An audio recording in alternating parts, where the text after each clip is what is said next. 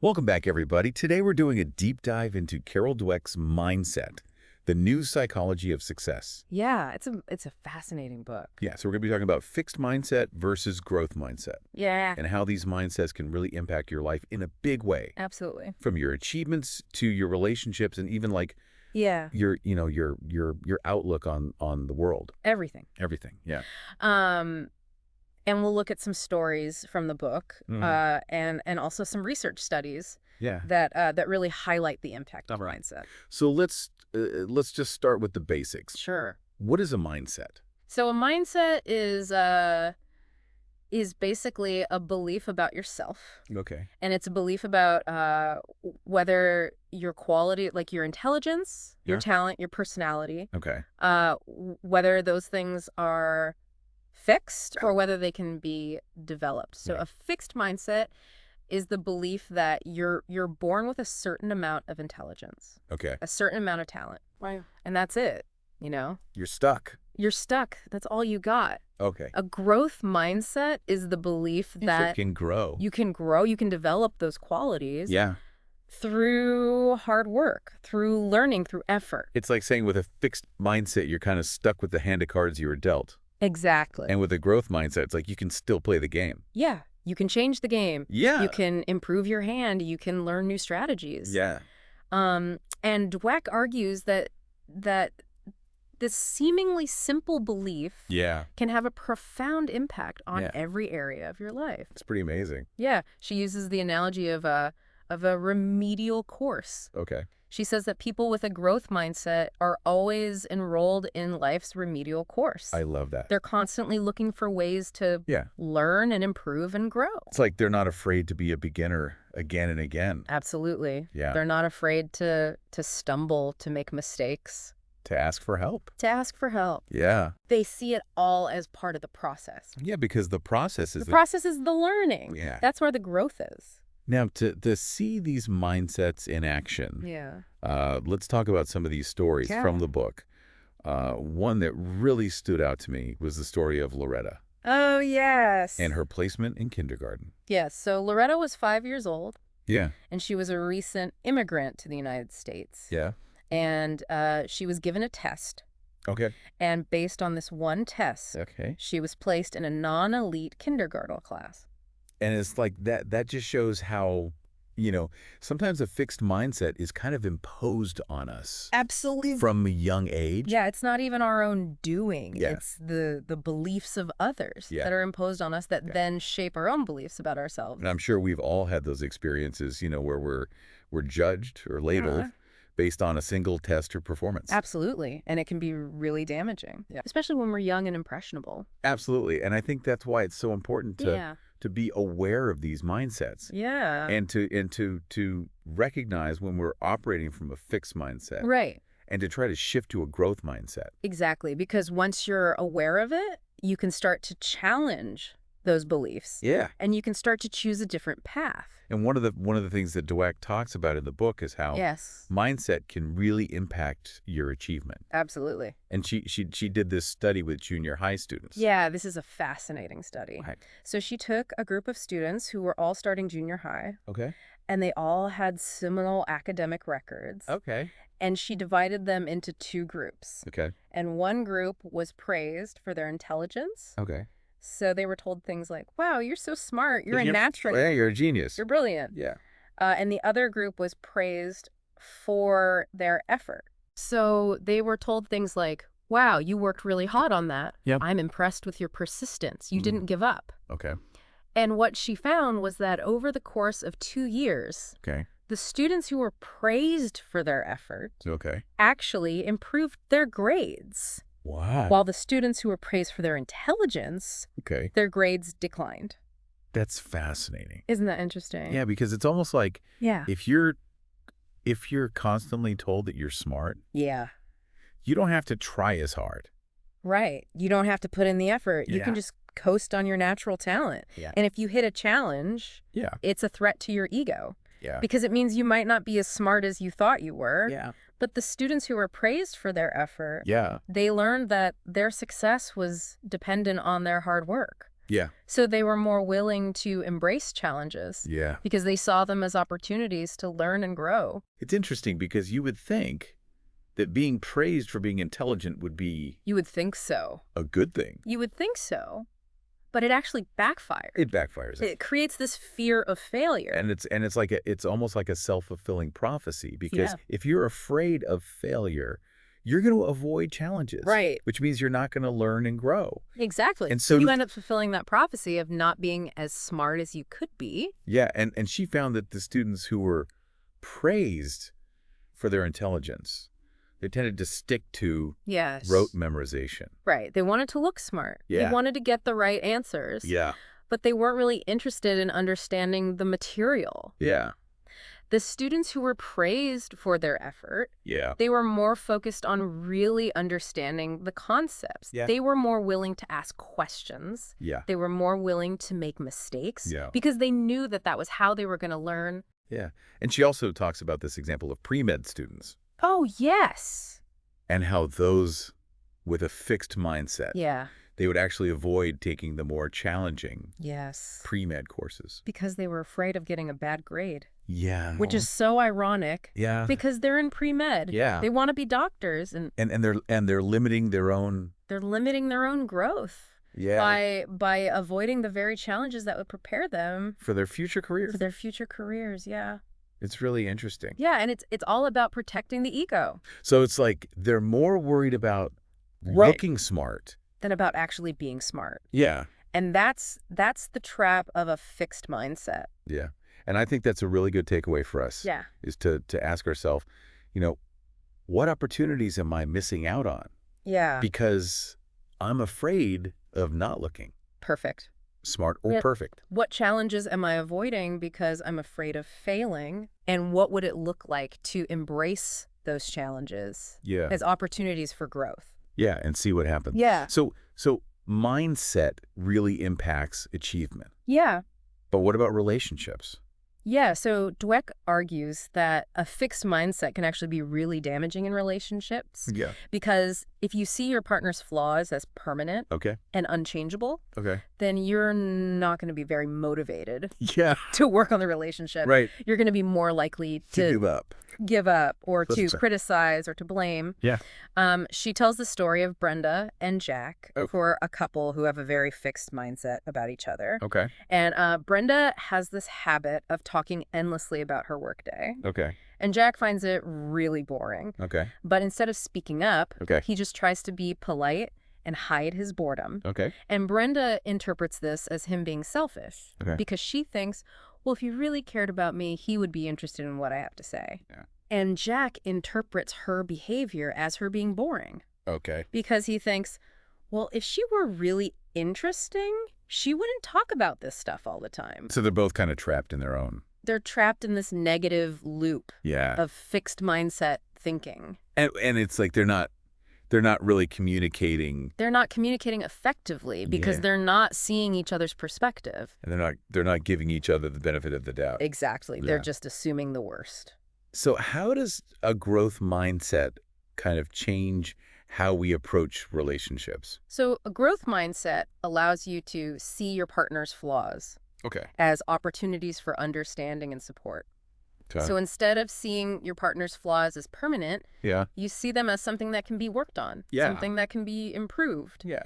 And you're more likely to be patient and supportive Yeah. and to help your partner grow. Yeah. Dweck contrasts Brenda and Jack with another couple, Laura and James, Mm. who have a growth mindset about each other. Okay. And Laura can be very self-centered, Okay. but James helps her to become more aware of her self-centeredness Okay. and to learn how to communicate more effectively. Okay. And James has always wanted to be an entrepreneur, Okay. but he's been afraid to take the risk. Okay. And Laura encourages him Okay. and supports him Okay. and helps him to achieve his dream.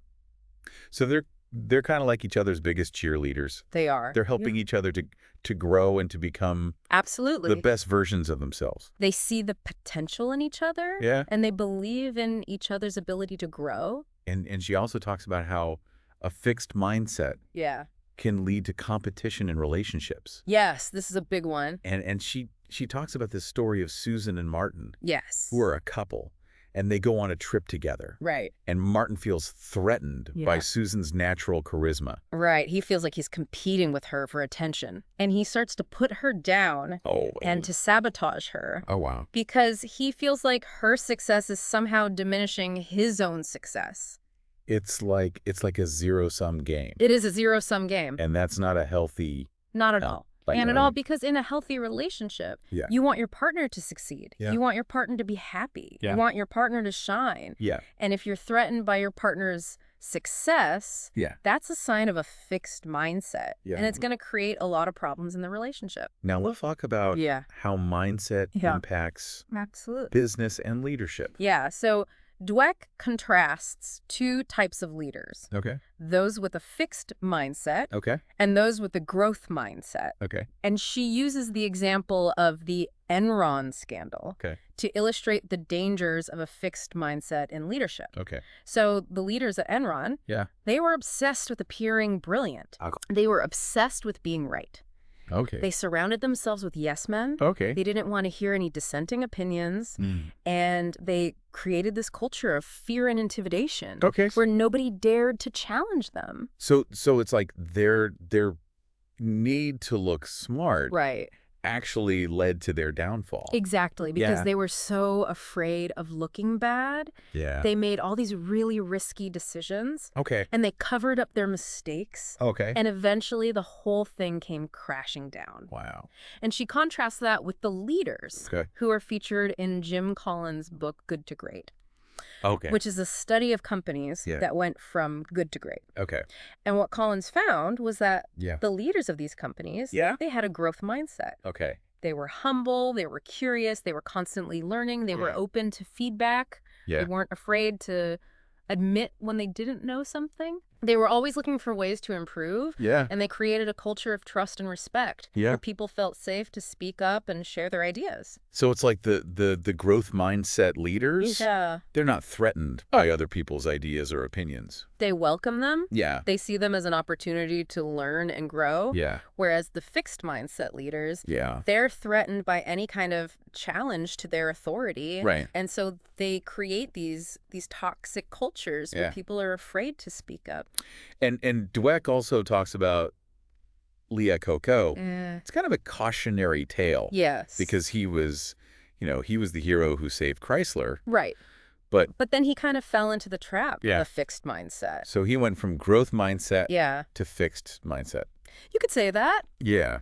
Yeah, he became more concerned with his image Okay. and his legacy Yeah. than with actually doing what was best for the company. Yeah. He stopped listening to feedback. Okay. He surrounded himself with yes men, Okay. and he made a lot of decisions Yeah. that were based on short-term gain Yeah. rather than long-term growth. Okay. And as a result, Chrysler started to decline. So it's a good reminder that even the most successful people Absolutely. can fall into Yeah. the fixed mindset.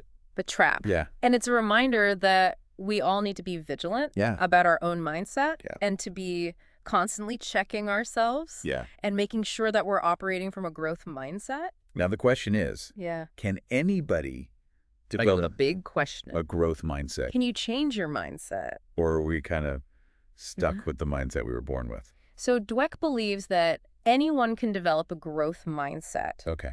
but it takes conscious effort Okay. and awareness. Okay. She warns against what she calls false growth mindset, Wait, which is when people talk the talk okay. of a growth mindset, Yeah. but they don't really walk the walk. They don't believe it. They don't really believe it. Right. So they might say things like, oh yeah, I believe in growth mindset. Right. I know that I can develop my abilities. Yeah. But then when they hit a challenge, Yeah. they give up. Yeah. Or they get defensive. Yeah. Or they blame others. It's more than just Yeah. saying the words. It's about really believing it. Yeah. And it's about acting on those beliefs. So what are some of the strategies for Yeah. cultivating a Yeah. genuine growth mindset? So one of the key strategies is to shift your focus Okay. from talent or intelligence Okay. to learning and effort. So instead of worrying about whether you're smart or gifted, focus on the joy Yeah. of tackling a new challenge. Absolutely. Yeah. Focus on the process of learning. Yeah. Focus on the effort that you're putting in. So it's more about the journey It's about the journey. than the destination. Exactly. It's about enjoying the ride and not just focusing on the end goal. Another strategy that she talks about is Yeah. reframing setbacks as Opportunities for growth. opportunities for growth. So instead of seeing a failure as a personal attack, Yeah. you see it as valuable feedback. You Yeah. see it as an opportunity to learn and improve. And that's hard to do It is hard to do, because our natural instinct. is to beat ourselves up. Yeah. But with a growth mindset, Yeah. you ask yourself, okay, what can I learn from this? Yeah. How can I use this to get better? Start now. What now? Yeah. Instead of, why me? Yeah. Yeah.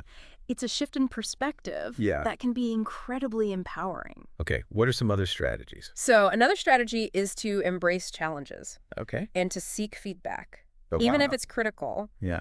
don't shy away from situations that might expose your weaknesses. Yeah. See them as opportunities to stretch and grow. It's like getting comfortable being uncomfortable. Yeah. Sad. Yeah.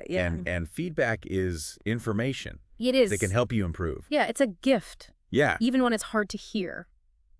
Now, she also talks about this thing called a growth mindset step. Yes, this is a really useful tool. Okay. So it's basically using reflective questions Okay. to rewire our thinking. Okay. How does that work? So after you complete a task, Okay. instead of asking yourself, did I succeed? Okay. Ask yourself, what did I learn? Okay. What strategies worked? Oh. What could I do differently next time? Okay. So it's shifting the focus Yeah. away from judgment and towards Very- learning. Towards learning, exactly. It's a subtle shift, Yeah. but it can make a big difference Yeah. in how we approach challenges and setbacks. And she also emphasizes the importance of praising effort and process. Yes. Yeah. Especially when it comes to children. Okay. So instead of saying to a child, you're so smart, Yeah. try saying you worked really hard on that.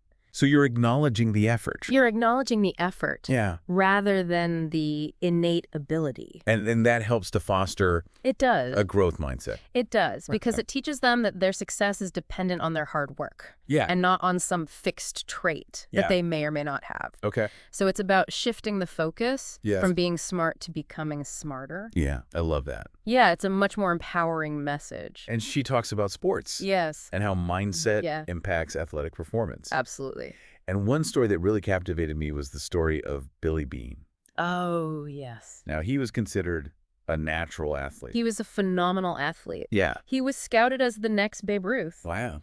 But as his career progressed, Yeah. he started to struggle. Okay. He had a lot of setbacks, and Yeah. he didn't handle them well. Okay. He had a very fixed mindset. Okay. He believed that his talent should be enough, That it should come that it should come easy. easily. Yeah. And when it didn't, Yeah. he got angry, Okay. he lashed out, he blamed others, Okay. he sabotaged himself. Wow. So he had the physical gifts, He did. but he didn't have the mental toughness. He did not have the mindset. Yeah. And ultimately, it sabotaged his playing career. Yeah. But here's the interesting thing. Yeah. He eventually became a successful baseball executive. Wait, so the guy who couldn't handle failure as a player Yeah. became a successful executive? Yeah. How is that possible? Because he shifted to a growth mindset. Okay, so he took those lessons that he learned from his failures Yeah. as a player Yeah. and he applied them Yeah. to his work as an executive. Absolutely. Wow. He started to see the value of hard work and strategy Yeah. and resilience. Yeah. And he built a team based on a growth mindset philosophy. That's amazing. Yeah, it's really inspiring. And it shows that it's never too late Yeah. to change your mindset. Absolutely. And that a shift in mindset can transform Yeah. not just your performance, Yeah. but your Your entire whole life. Yeah, your whole life. Your whole approach to life. But she also highlights the importance Yeah. of character and heart Yes. in sport. This is so important because it's not just about physical ability. It's about It's about mental toughness. mental toughness, yeah. It's about resilience. It's about being able to bounce back from setbacks. Absolutely. And those are all qualities that we can develop We can. with a growth mindset. Absolutely. And she gives examples of athletes like Michael Jordan and Babe Ruth, Yes. who didn't just rely on natural talent. Right. They were obsessed with getting better. Yeah. They were constantly practicing. Yeah. They were constantly seeking feedback, Yeah. even when they were already at the top of their game. That's inspiring It is. because it shows that, Yeah. you don't have to be born with a gift Right. to achieve greatness. You can develop it. Yeah. Through hard work and dedication. And speaking of defying limits, Yeah. she tells the incredible story of Patricia Miranda. Oh, yes, Patricia who's an Maroon. Olympic bronze medalist in wrestling. Yes, and her story is amazing. Yeah. She was not what you would picture as a typical wrestler. Okay. She was actually described as chubby and unathletic as a child. Wow. So not exactly the picture of an Olympic athlete. No, not at all. So what got her into wrestling? Well, she had a really a life-changing experience when she was young. Okay. Her mother passed away suddenly, Oh, and it really instilled in her this deep sense of urgency okay. to really make the most of her life, Yeah. to explore her potential, Yeah. to not waste any opportunities for growth. So when wrestling kind of presented itself as a challenge, Yeah. she was ready to dive in. She was all in, yeah. Yeah. Even though she had no experience Yeah. and she wasn't naturally gifted at it. So, of course, she faced a lot of setbacks. Oh, yeah. Along the way. Tons of setbacks. Yeah. Criticism. Did she ever want to give up?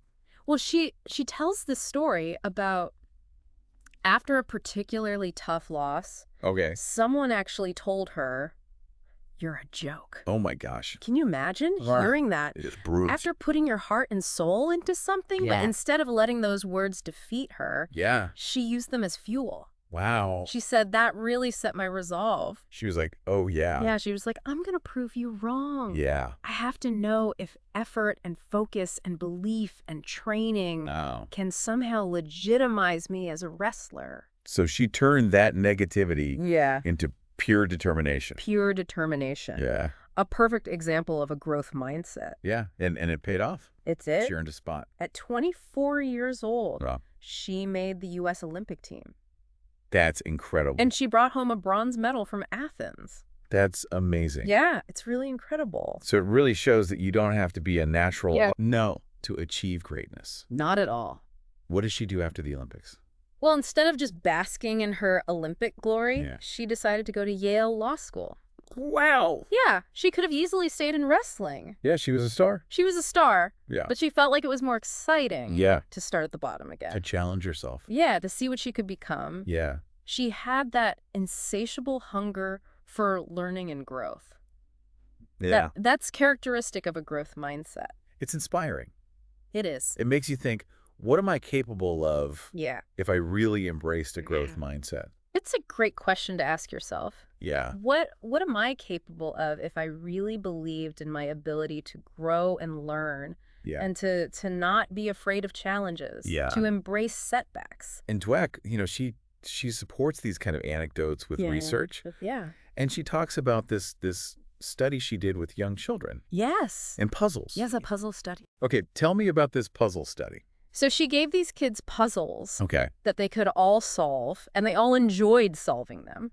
Okay. And then she made the puzzles progressively harder. Okay. And that's where the mindsets really showed themselves. Okay. The kids with the fixed mindset, Yeah. they started to get really frustrated. Yeah. They started to say things like, "This is too hard. Yeah. I'm not smart enough. I give up. I give up. This is boring." Yeah.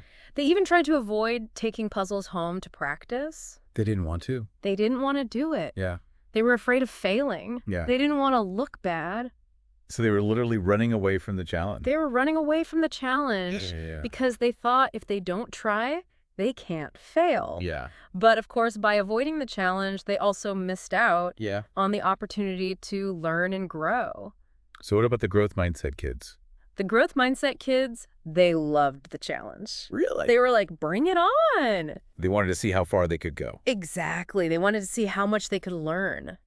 Wow. They relished the feeling of stretching their minds Yeah. and pushing their limits. So for them, the difficulty was actually part of the fun. It was part of the fun, yeah. It wasn't about proving their intelligence. It was about the process of learning. It was about the journey. So it's not about being perfect. No. It's about getting better. Exactly. It's Yeah. about the progress. Now, earlier we talked about this idea of false growth mindset, Yes. where people kind of talk the talk but don't really walk the That's walk. it. They're faking it. Yeah.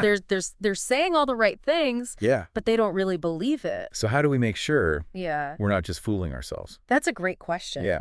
So I think it starts with honesty. Okay. Are you truly seeking out growth opportunities? Okay. Are you embracing challenges? Okay. Or are you just going through the motions when you Yeah. hit a setback? Yeah. Do you get defensive? Yeah. Or do you look for ways to learn and improve? So it's about paying attention to our reactions. To our reactions and to our behaviors. And being willing to challenge Yeah. those fixed mindset patterns. Those patterns, yeah. Yeah, because we all have them. We all do. Yeah. And she also talks about how we have to be careful Yes. about how we praise the process. Yes, because you can actually praise the process in a way that reinforces a fixed mindset. Oh, really? Okay. So, for example, let's say a child is struggling with a drawing. Okay. And you say, wow, you put so much effort into that you must be a natural artist. Oh, I see what you're saying. You're still praising a fixed trait. Yeah. You're saying they're a natural artist, which implies that they were born with this ability rather than that they developed it through effort. Okay, so a better way to phrase it would be... A better way to phrase it would be to say something like, I love how you experimented with colors. I noticed you were trying to make the shapes look realistic. Yeah. What if you added some details to the background? So you're encouraging them to see it as a process. As a process, yeah. Of continuous improvement. Exactly. Yeah. Not a reflection of their innate talent. Now let's talk about education. Okay. Because I know you're passionate about this. I am. I'm very passionate about education. And I think it's so fascinating how different teaching styles can either really inspire students or just completely shut them down. Yeah, Dweck argues that a growth mindset culture is essential for a nurturing and effective learning environment. Okay. And she highlights teachers who have successfully implemented these principles. Okay. Like Rafis Gwith. Oh, yeah, I've heard of him. Yeah, he's a really amazing teacher. He teaches in a low-income area of Los Angeles. Okay. And he's been recognized as one of the most innovative and effective teachers in the country. Okay. And he's created this culture of high expectations. And rigorous learning in his classroom. So he doesn't shy away from challenging his students. He challenges them constantly. Yeah. But he also provides them with a ton of support. Okay. He creates this really loving and supportive environment where they feel safe to take risks and to make mistakes and to learn from their mistakes. So it's a balance of high expectations and support. High expectations and support. That's the key. And what kinds of things does he do in his classroom? Well, he has them reading Shakespeare. Wow. He has them reading Plato. These are elementary school kids. Elementary school kids. Wow. He has them reading the Wall Street Journal. That's incredible. He has them performing plays. Wow. He has them writing books. Wow. He takes them on trips to other countries. That's amazing. It's really incredible what he's been able to accomplish. And it just shows that, you know, socioeconomic status doesn't have to define a child's potential. Absolutely. With the right mindset and the right support. Any student can thrive. She also highlights Marva Collins. Marva Collins, yes. Who's another amazing teacher. Yes, she's incredible. Who founded a school for underprivileged children in Chicago. Yes, she was appalled by the low expectations. And the lack of rigor that she saw in many inner city schools. Yeah. And she believed that all children deserved a high-quality education, regardless of their background. Wow. So she started her own school. What was her approach like? Well, she was a big believer in hard work and discipline. Okay. She set very high standards for her students. Okay. But she also provided them with a lot of support. Okay. She was very loving and caring. So it was kind of like that tough love. Yeah, it was tough love. Yeah. But it was also very effective because her students, they knew that she believed in them. Yeah. And they wanted to live up to her expectations. And they did. And they did. And went on to achieve great things. They did. That's amazing. Yeah, it's a really inspiring story. So it shows that, you know, one person with a growth mindset can really make a world of difference. Absolutely. Now, she also explores how fixed mindset thinking can lead to some pretty negative behaviors in the classroom. Absolutely. Both for teachers and students. Yeah. So what happens when the adults in the room have fixed mindsets? Well, she gives this example of a teacher who constantly belittles and humiliates his students. Oh my gosh. Because he believes that that's how you motivate them. I can't imagine learning anything in that kind of environment. It's the opposite of a growth mindset culture. It's creating a climate of fear and anxiety where students are afraid to take risks. And it probably just backfires on him. Oh, absolutely. Because the students become so afraid of his criticism. They just shut down. They lose all motivation. They stop caring. And And it becomes like a self-fulfilling prophecy. Exactly. Because the fixed mindset creates the very failure that it fears. Yeah, that it fears. So it's really important to create learning environments where mistakes are seen as opportunities for growth, not as evidence of inadequacy. So it's not just about praising effort. It's about creating that culture of safety. And acceptance. And acceptance. Where it's okay to make mistakes. It's okay to not know the answer. It's okay to struggle. And to learn from those mistakes. Let's learn from them, exactly. So let's talk about dealing with negative feedback. Okay. Because that's a big challenge when it comes to fostering a growth mindset. Because our natural instinct is to get defensive when we're criticized. Yeah, to protect ourselves. To protect ourselves, So how does a growth mindset approach negative feedback? So a growth mindset sees negative feedback as valuable information. Okay. It's a chance to improve. Okay. It's a chance to learn. Okay. It's a chance to grow. So instead of feeling judged, you're feeling helped. Yeah. Like someone's actually trying to help you. Exactly. Yeah. And it takes a willingness to be vulnerable. Okay. To acknowledge our weaknesses and to be open to suggestions. She talks about, asking clarifying questions. Yeah. Getting specific examples. Yeah. Focusing on how you can use the feedback to get better. To get better. Yeah. So it's about turning negative feedback into a catalyst for growth. Into a catalyst for growth, exactly. Yeah. It's a skill that you can develop with practice. Oh, man. I'm thinking about all the times I've gotten defensive when I've been criticized. Yeah. Even when it was well-intentioned. Right. Yeah. We all do it. I need to work on that. We all do. Yeah. It's a process. Yeah. So we've explored how mindset impacts achievement, relationships, education, business. Yeah. But how do we actually change our mindset? Right. Is that even possible? Is it even possible? Can we really rewire our deeply ingrained beliefs? So Dweck believes that we can. Okay. But it takes effort. Okay. And it takes a willingness to challenge those beliefs.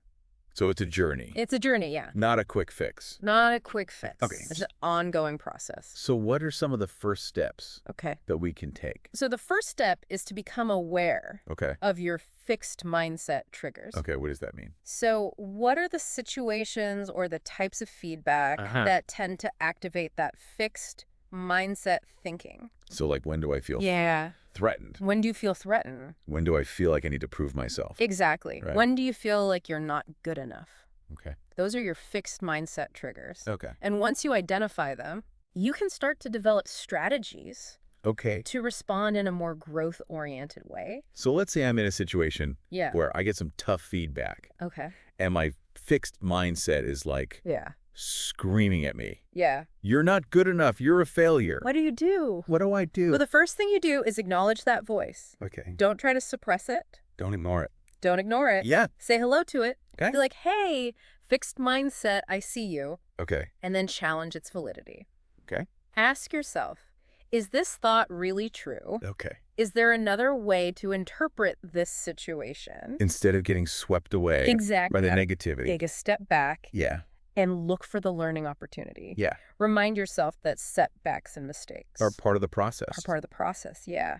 They don't define me. They don't define you. Yeah. They don't define your worth. Yeah. They don't define your potential. It's okay to make mistakes. It's okay to make mistakes. And to learn from them. And to learn from them. Okay. That's how we grow.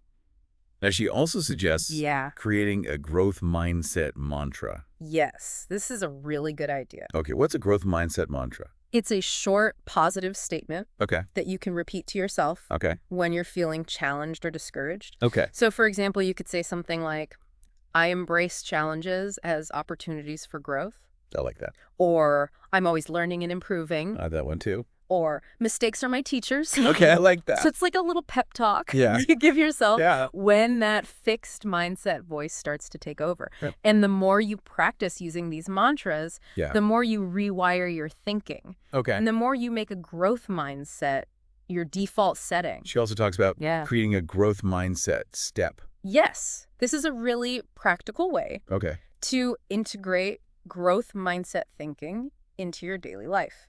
Okay, how does that work? So you choose an activity or a situation where you want to cultivate a growth mindset. Okay. It could be practicing a new skill. Okay. It could be having a difficult conversation. Okay. It could be tackling a challenging work project. Okay. Anything where you tend to get stuck. Okay, so I pick my growth mindset battleground. Exactly, yeah. And then before you engage in that activity, you take a moment to set your intention. Okay. You remind yourself of your growth mindset goals. Okay. And you commit to approaching the situation with a focus on learning and growth. So I'm kind of priming myself. You're priming yourself for this growth mindset experience. Exactly. Yeah. And then during the activity, you pay attention to your thoughts and behaviors. Okay. When that fixed mindset voice creeps in, you challenge it. Okay. You use your mantra. Okay. You look for a more positive interpretation. I'm being mindful. You're being mindful, of my mindset. Of your mindset in the moment. Okay. And you're actively choosing a growth-oriented approach. And then afterwards, you take some time to reflect. Okay. What did you learn? Okay. What challenges did you face? Okay. How did you respond? Okay. What could you do differently next time? So I'm turning every experience into a growth opportunity. Exactly. Yeah. And by consistently practicing this growth mindset step, you gradually rewire your thinking. Okay. And you make a growth mindset a natural part of who you are. I like that. It's a practice. Yeah. It's not something that happens overnight. One of the things I really appreciate about Dweck's work is that she doesn't just present mindset as an abstract concept. Right. She gives us really concrete strategies. Yeah. She gives us tools that we can use to change our thinking. To change our thinking. Yeah. To change our lives. It's really empowering. It is. It's like she's saying, look, you're not a victim of your circumstances or your genetics. Right. You have the power to choose. You do. The mindset. You have the power to choose how you think and how you respond to the world. And that's incredibly empowering. Yeah, it is. It really is empowering to think that we have so much more control over our mindset than we think we do. Yeah, absolutely. And it all starts with, understanding how much impact our beliefs have on us. Yeah, your beliefs shape your reality. Yeah. So if you believe that you're limited, you're going to act in ways that limit yourself. Yeah. If you believe that you're capable of growth, you're going to act in ways that support your growth. Now, Dweck makes a really compelling case for why praising effort is so much more beneficial. Really for kids. Yeah, for kids especially. Yeah. Than praising inherent ability. Like, you're so smart or you're so talented. Right. And it's so easy to do that. It is. As parents and teachers. Yeah. We want to encourage our kids. We want to make them feel good about themselves. Well, we're actually doing them a disservice. We are. Or we praise their inherent ability. Yeah, because it makes them think that their success depends on something that they can't control. Yeah, like being smart. I think being smart. So then when they hit a challenge, they think, oh, I guess I'm not that smart. Right, and then they give up. Yeah. Because they think there's no point in trying if they don't have the natural ability. And so instead of fostering that love of learning that we want them to have, we're instilling a fear of failure. Yeah. Which is the opposite of what we want. And then they start avoiding anything that might make them look bad or seem less smart. Yeah, they don't want to take risks. So it's really about, how we frame things. Like, let's say a child is struggling with a math problem. Yeah. Instead of saying, oh, don't worry, honey, math isn't for everyone. Right. You could say something like, I know this is tough. Okay. But I believe you can figure it out. Okay. Let's try breaking it down into smaller steps. So you're acknowledging the difficulty. Yeah. But you're still conveying confidence. Yeah, you're giving them the support. Yeah. And the encouragement they need. And you're shifting the focus. To effort. Yeah. And to problem-solving strategies, which are things that they can control. Now, this reminds me of how much we talk about natural talent. Oh, yeah. In sports. The myth of natural talent. The myth of natural talent, yeah.